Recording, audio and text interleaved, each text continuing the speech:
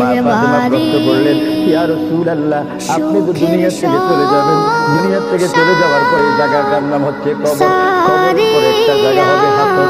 এই হাসরের ময়দানে কোটি কোটি উম্মত, মা ব্যতীত বাবা ব্যতীত